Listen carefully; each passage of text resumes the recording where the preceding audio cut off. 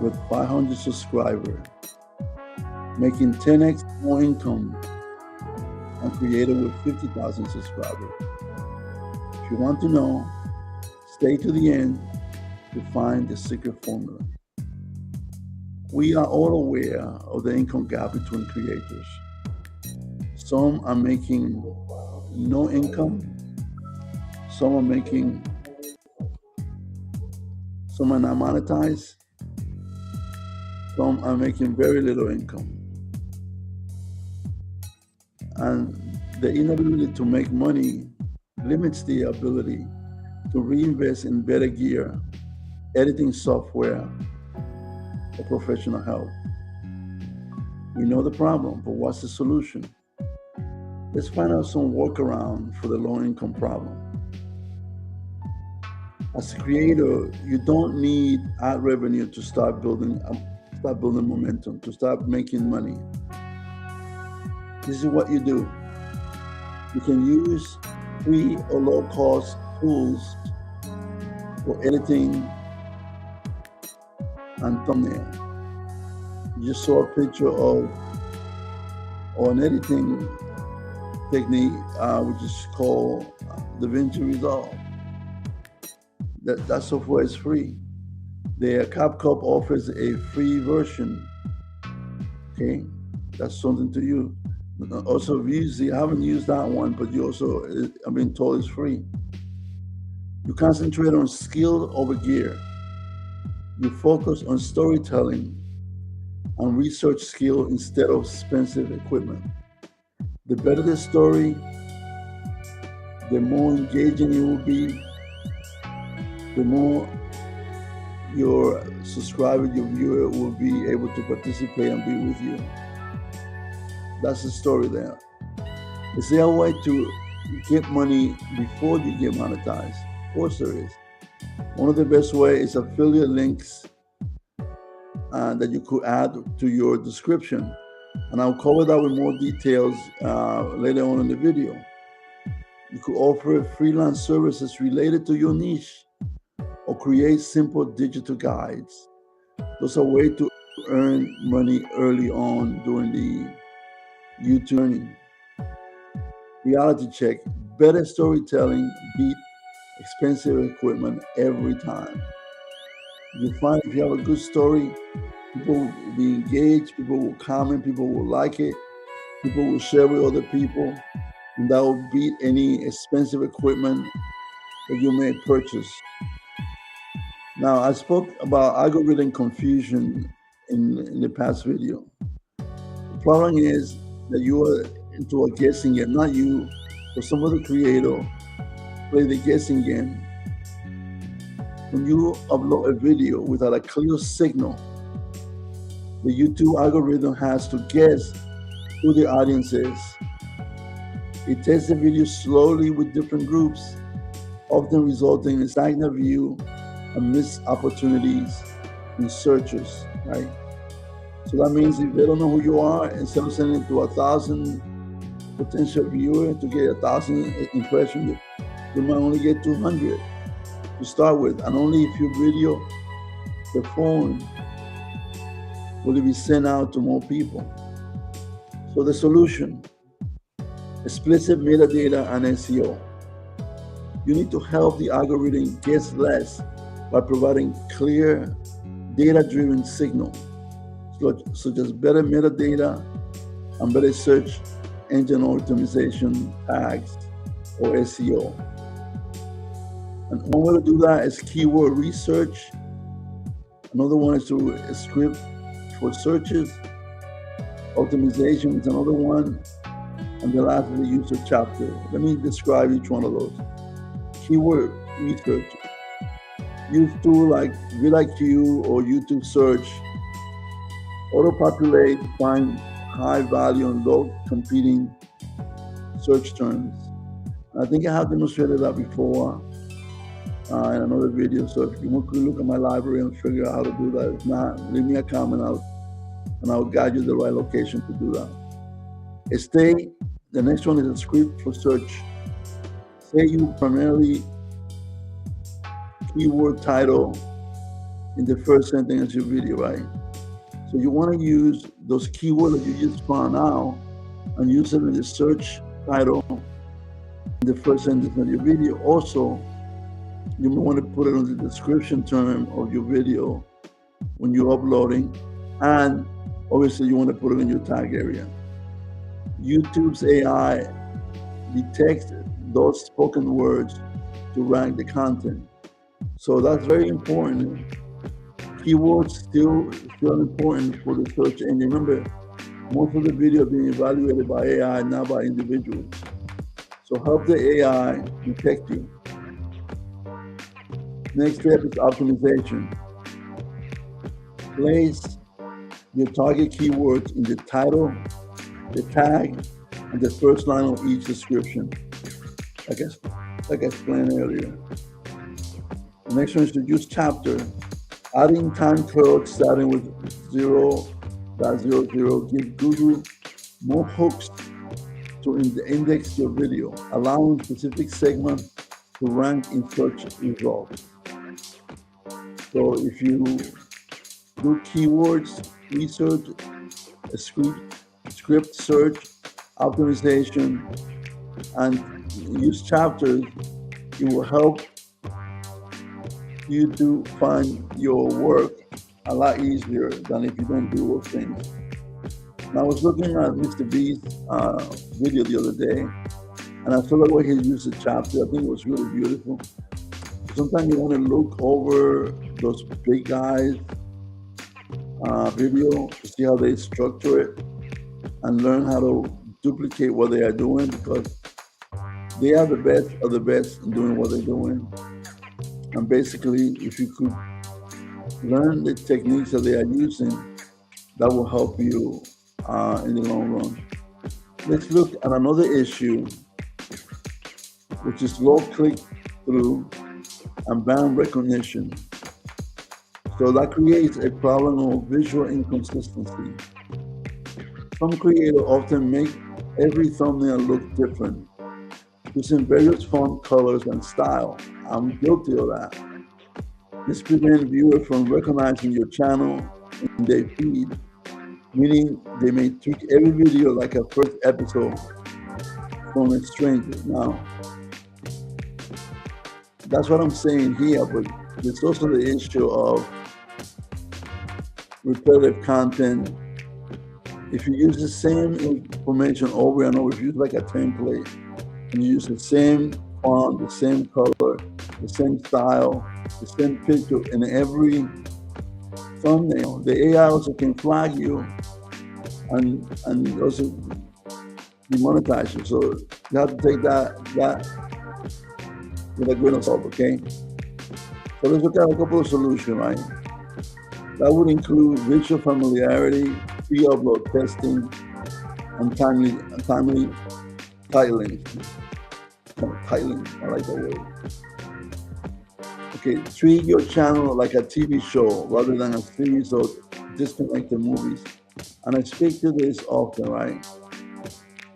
You look at Hulu, look at YouTube, look at Prime, and the way they set up their visuals, which is their thumbnail and their title, and you compare yourself to what they are doing. Ask yourself, why did I click on that movie? And then ask yourself, why would anybody click on my thumbnail and my title, right? So visual familiarity. If you use a consistent color palette, specific font, and reoccurring layout, like that's the issue of picture or no picture, right? I spoke to that earlier. Many YouTubers say, well, I like to use my picture every time because that way people recognize my content, and I do agree with that. I think that when I see certain pictures and I recognize the individual, say, oh, let me click on this video because you usually get good content. But sometimes if you're new, nobody knows you, that may not make a difference, right? So it's something to be tested, right? I haven't tested using my picture versus not using my picture, my avatar, but eventually I will do that. Right now I'm just using myself. I'm using pictures that matches the the title and the thumbnail that I want to publish. So you have to make that test yourself. The next one is pre-upload testing. Use thumbnail preview tools like Viewsy to see how your thumbnail looks compared to competitors in the search results before you hit publish. vidIQ also have a way to allow you to do that. And YouTube sometimes gives you an A/B testing that you could use to test multiple thumbnails.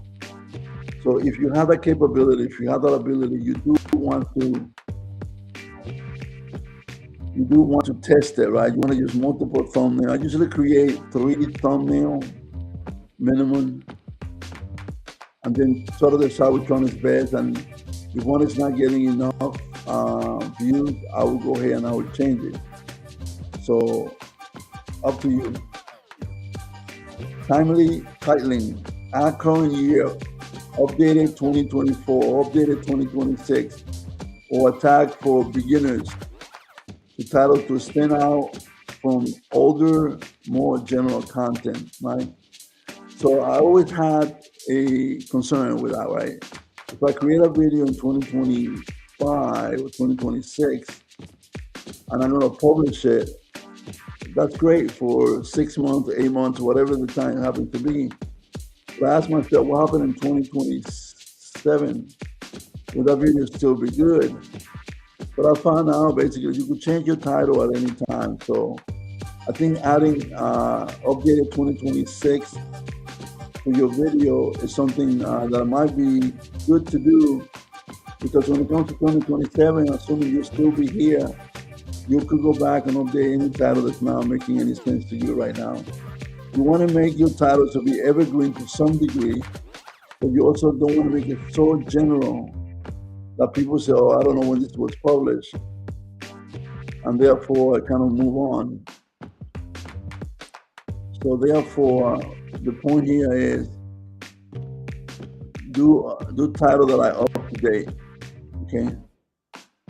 Let's do that one, okay? So we'll do all that great stuff, and then we say, what is our strategy, you know? And I spoke to this before, right? There are people that are chasing the viral clip, the viral high, where they look for viral video, and then they do something to make it similar and try to get some clicks that way. Now that do works, right? But they call it the publish and hope burnout. And this is why, right? Some creators do that, and then they create this random content and hope the algorithm chooses them. It's not, I think, so much the algorithm, but actually it might be their viewers or their subscriber. But if the video flop, they'll get discouraged, take a break, or lose the algorithm's trust. Okay. So the point is, and I'm a big subscriber of, you got to publish frequently and consistently. That way, you know, the algorithm knows that you are there, and your subscriber knows that you are there, and the viewer knows you are there. And because one video flop doesn't necessarily mean that the next one's going to flop. You have to have a hopeful disposition where you say, then my next video will be the one that gets the 1 million views. Not today, but I get it tomorrow. Okay, at least that's what I hope all the time, right? Now the next thing that we're going to have to do here is to focus on authority and problem solving rather than on view count. Why do we do that, right? So if we're chasing after video that are viral and they're not hidden, one way to do that is to not focus on this viral little video, but to hope to solve a problem. Like, for example, right now I'm in a 10 video journey of discovering problems like today, no income. What do you do? And then try to find reasonable and accountable solutions to those problems, right? So instead of chasing after viral video, you look for problems and then you move to solve them. You're kind of becoming from a content creator you are becoming a solution provider. And that's what I hope to be. I hope to be able to find problems and be able to find solutions. So I become a solution provider in the content that I'm doing. I still have to bend towards my niche, right? My niche is the military training veterans. So I'm quite sure everybody has problems, including the veterans. So I need to bend that problem-solving solution to my niche, and I do that during the video, not so much during the live show, because I'm making the explanation. But when I do the video and I put it all together with my other system, I'm able to bend that topic right to my subscriber, okay? The next one is the authority paradox. The more narrowly you focus on your niche, the more broadly you can actually impact people. So, for example, I did a video that talks about DIY, do it yourself kind of thing, where you're trying to clear a hornet's nest. But I've narrowed it down to my niche because I said a couple of veterans were trying to do that work, and this is what happened. It was kind of funny. But by making something very narrow, like doing a do-it-yourself project, and I focus on that, but then I tie it into my niche, then it impacted not only the people that I was after, with the people in the military and people that were veterans, to a project that anybody could do and anybody could identify with. Another one, you need to play the long game, right? If you go after the viral clips, this is good, but if you might work, a lot of people say that, oh, that's the way to do it, that's the way that it works, and they swear by it. But it doesn't work for everybody. So you have to commit to a professional long game. I have a professional mindset. You want to aim to do 50 to 100 videos, to build a library of evergreen assets that work for you 24/7, even when you aren't posting. And if you look at your analytics, right, you will find out that some video gets viewed notwithstanding whether they got posted yesterday or they got posted a week ago or 2 weeks ago or a month ago. So in order to accumulate the views, YouTube looks at all of the views that you got for a particular period of time. And if you look at the number of videos that you posted and you look at the monthly views, you say, oh my God, I got much more than the 10 videos that I posted, or the 15 videos that I posted, right? So with that in mind, play the long game, commit yourself to 100 videos and see what happens. Now, let's look at the next issue, the dead end, right? So when you get to the end, you're losing viewers. Why? Many creators end their video, and I'm guilty of this, with goodbye or thank you for watching. This tells the viewer brain that the experience is over, leading them to close the app and click on a competitor's video. You want to avoid that. Because that will kill your channel's momentum, right? So you want to be able to use a way for them to stay. Like, look at my next video on this topic, for example, or click here for more information, or click here to watch or click up here to watch my next video. Because usually you'll be able to add and video things called. You'll be able to add things that are clickable at the end for them to continue in your channel, okay? So one of the solutions is the next step is what we call the binge loop, right? Engineer the snowball effect by guiding the viewer to stay on your channel. We want to talk about bridge, end screen, and internal pushing. The bridge. Script a natural next step at the end of your video that flow into another video or another topic, okay? Natural. So when you're doing your scripting, just create a bridge, okay? The next one is end screen.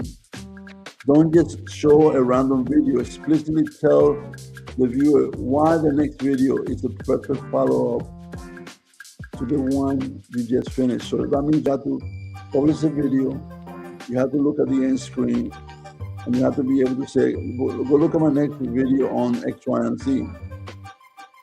And that should be what you need to do in order to do that, right? So it's very important. Like for example, let me see what's something that I want to say something with. Don't see it, okay. Yeah, my next video is the master class. I did a 6-hour master class. I want to guide people to that. So look on my library of work, and you'll be able to see the master class, the YouTube master class, which will take you from the beginning to the end on how to use YouTube and how to be successful, right? Internal pushing. Understand that every new upload is a tool to push traffic back to you, all the video. High value evergreen video, right? So there's a way to do that, right? Because you open up your video, and when you get to them, you have a section called the next video. Oh, not the one. I think that's especially good with shorts. If you upload in shorts, you have something called, let me see what it's called. It's called related video. And you have that mostly on your shorts, right? So your short has related video. So you go ahead and you build that technology there to be able to do that, right? So let's talk about, you do all that, you're still not making any money, right?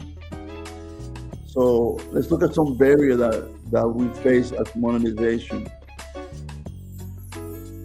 We all know the requirements to be monetized. Many creators believe they cannot make any money until they reach YouTube Partner Program threshold, which is what? Come on, you can tell me. 1,000 subscribers and yep, 4,000 watch hours, right? AdSense revenue is often low, sometimes yielding about $100 for every 10,000 views, right? So if you're not getting 10,000 views right now, what's the point of getting monetized, right? Because you may not get a lot of money to start, but that's okay. Eventually you will, but you do want to get monetized. You do want to get that 1,000 subscribers. You do want to get that 4,000 watch hours, right?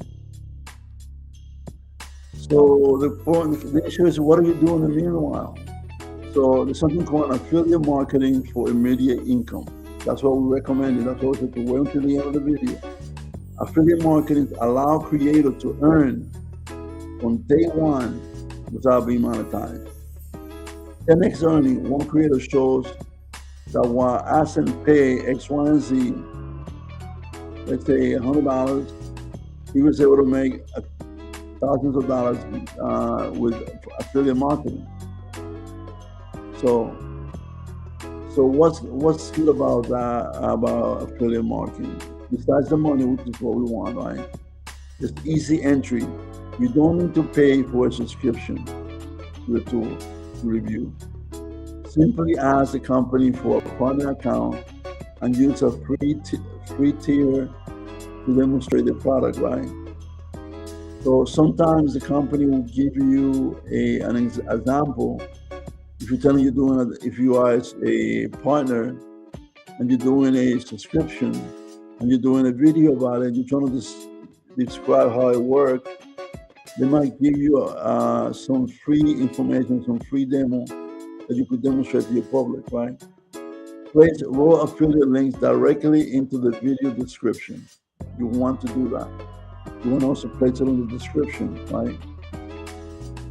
And you know what that is. Okay. Visibility struggle. No one is finding your content. We talked about that already, right? Some creators often post video and get buried because they are not targeting topics that people are actively searching for, right? It's like the blind leading the blind. You're posting something because you like it. Or how do you know people are searching for that? They're relying solely on YouTube algorithm to suggest your video to subscriber or to viewer. And that is a very slow process, right? Question is there a better way? So is there a better way to be seen, right? The solution is ranking via Google Trends and SEO targets. To target similar traffic by ranking on the first page of Google search, not just YouTube.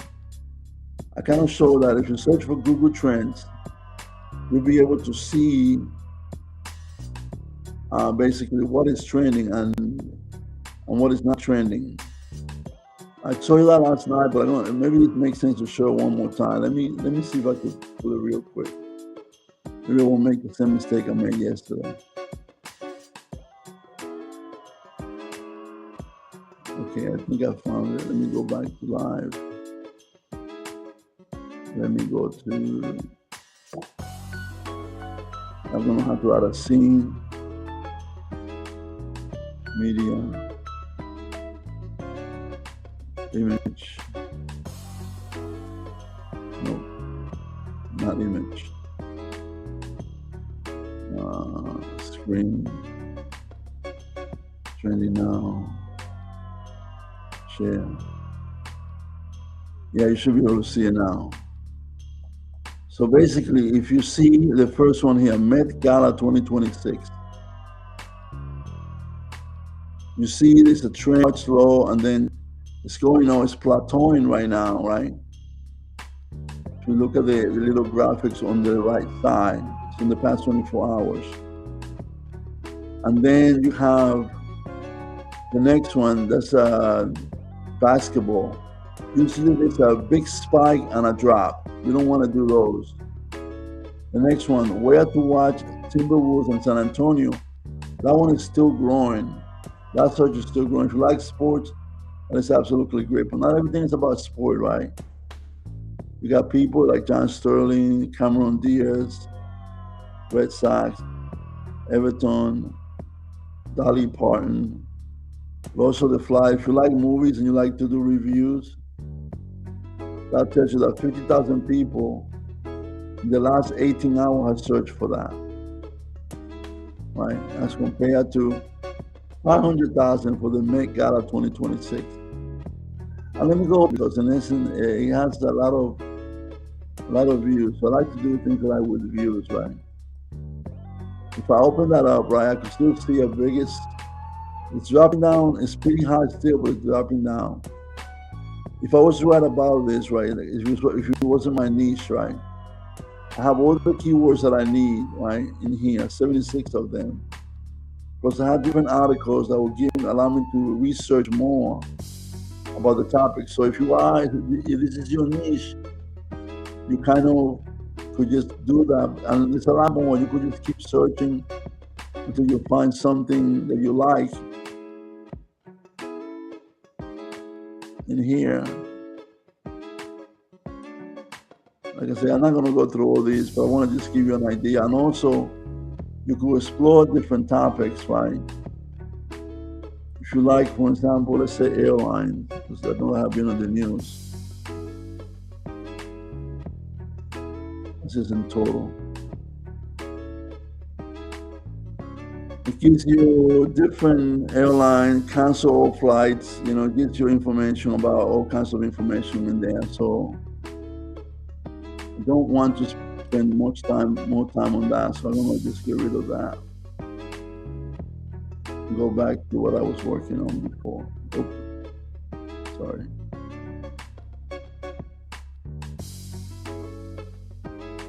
I lost my feed.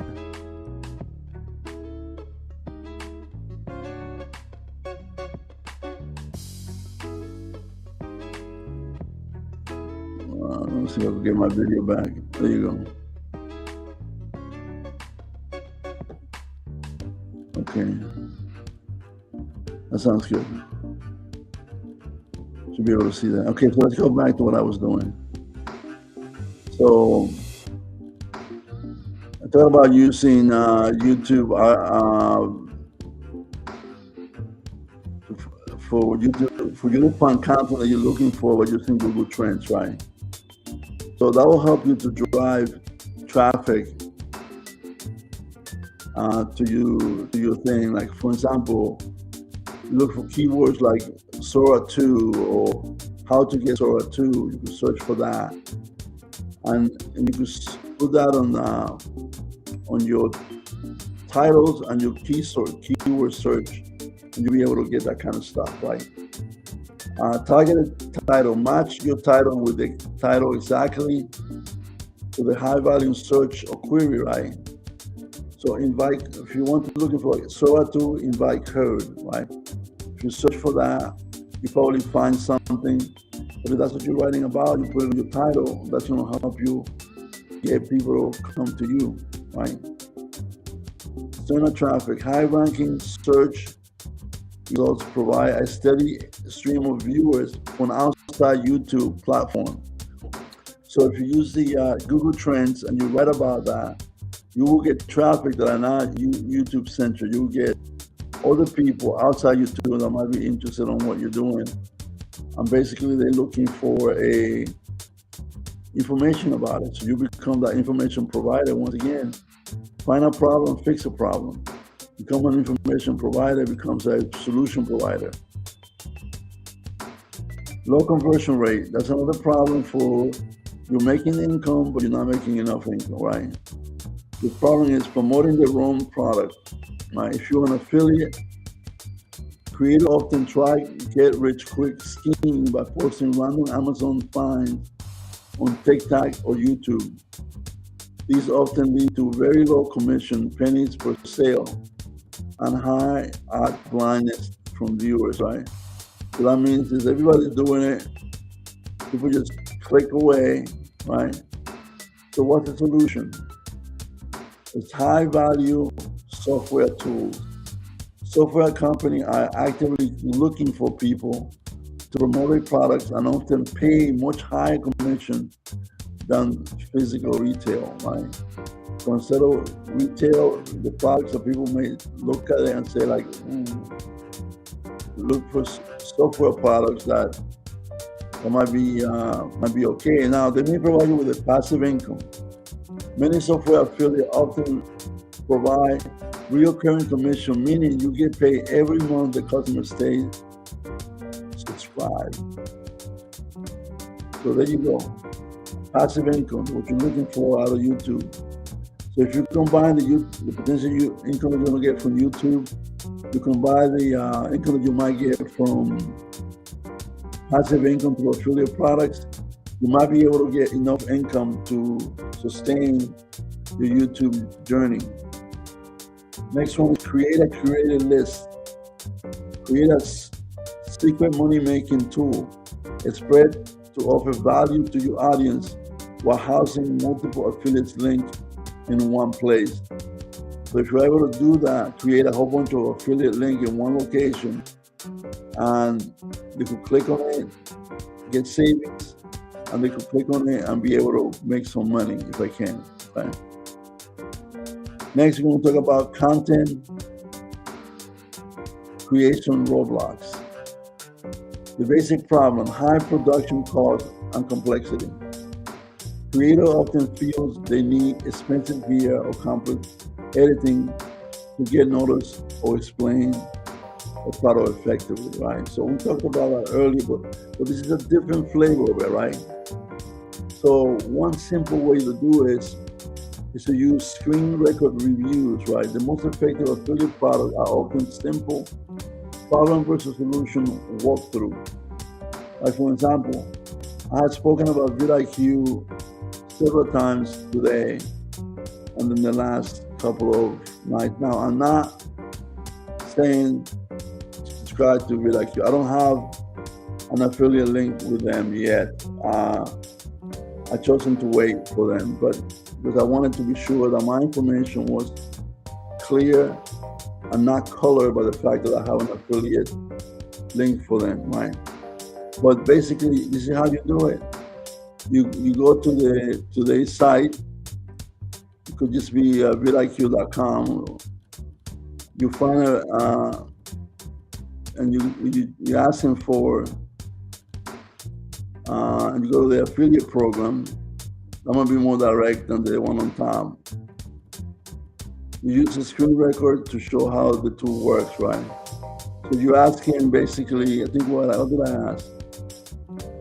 I asked how to get an affiliate account, and they say, love our affiliates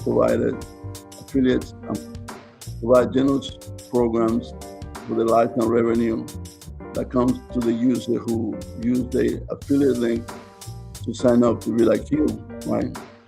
And it gives you the link how to do that now. Now, when you follow the link, it will give you a lot of things. For example, it will tell you the kind of money that you could make. If you're just an associate starting out, you get 15%. If you are an influencer, you get 20%. If you are an ambassador, you make 25%. And they explain to you how to get to these different levels, right? They also they explain every single reason, not everything. They explain 7 reasons why you should become an affiliate. And each one of them have a video attached to it. I only chose to put one here because I did not want to, I don't have a lot of data here, right? So instead of having a lot of expensive gear, you can basically just use the tool, the slipping tool, and you could just present the data that you want that way. Now you could add more value too, right? And that value is added by leading the person to a solution by creating a video, right? And that video sort of presents the information. So instead of just selling the product, you are providing a tutorial that helps the viewer. Like for example, I often buy products and I try to read the instruction, and they are in Greek to me. I can't really understand it. But sometimes I look for a video that shows me step by step how to do something. And if you look in how-to video, they are very popular on YouTube, and they get many views, right? So if you're able to do that, if you get to do a how-to products, that basically it will help you not only have like an evergreen video, but it will bring more views, and most importantly, it will bring income. So it doesn't matter whether you have 10 subscribers, 0 subscribers, you could be making more money than people that have 50,000 subscribers, because they may not be getting a lot of money out of the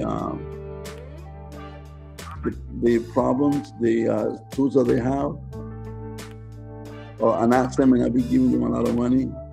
And if you are successful, if you look for affiliate program, you find out a lot of people are very successful with that, right? So you are able to close the income gap through the affiliate program, right?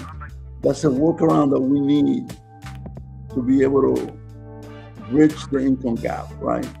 Not only did I talk about that, but I also talked about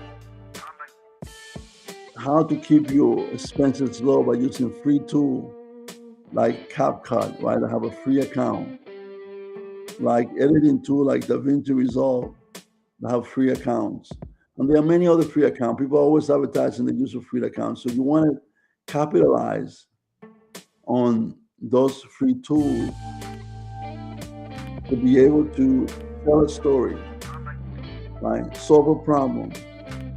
And that's what you want to get to. You want to get to the point that you become monetized, not so much because you have the 1,000 subscribers and 4,000 watch hours, but because you have a series of affiliate programs that's going to help you make money every time.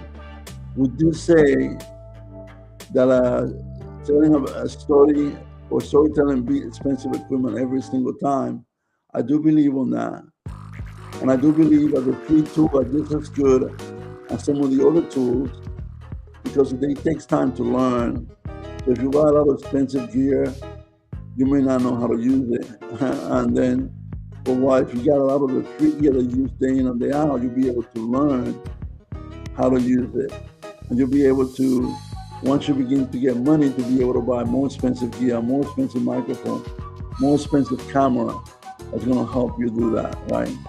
And you'll be able to not confuse the algorithm, but be able to provide it with a clear signal as to what you are posting, right? You'll be able to, not only with the knowledge that you gain into the storytelling, be able to have the right metadata, like for example, the right SEO for the video that you have, the right research tool, the correct keywords that you need to do that. So that's the point, right? You want to be able to get to something that you are explaining and you're providing that information to your viewers, and you're able to build that into your script to be able to optimize your title, your tag, and the description on YouTube. Well, that's going to help you be able to have that additional funds that allow you to do that, right? So just remember, storytelling is one thing, visual consistency is another. The fact that you want to have things look similar, if you have a channel identity, is also important. Don't forget that.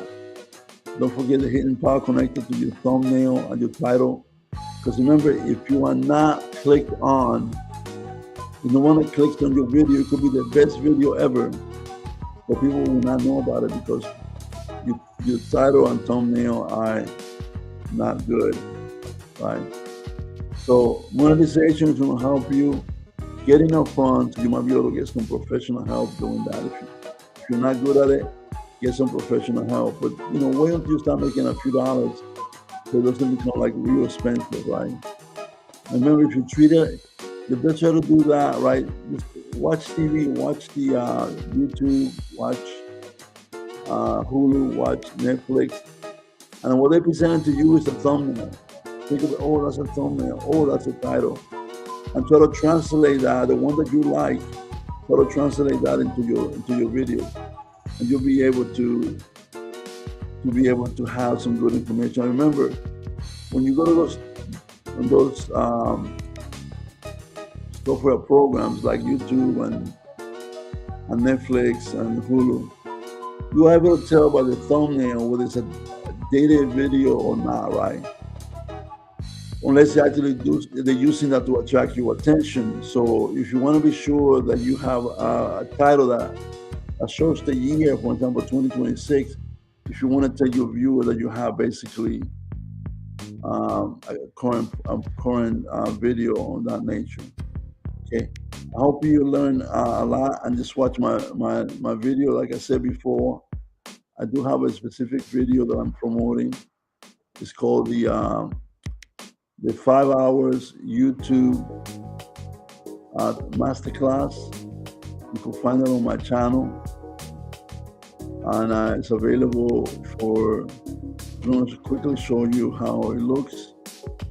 So when you get to it, you'll be able to. I'm going to try to add another scene here. It doesn't take too long, so if you guys are patient with me, it's going to be screen, YouTube screen. I'm going to share that. You should be able to see that's called YouTube Masterclass 5 hour of secrets. So I'm sharing all my secrets with you all. So join me on my journey and look at my masterclass. And I'll see you in see you when you get there. Goodbye.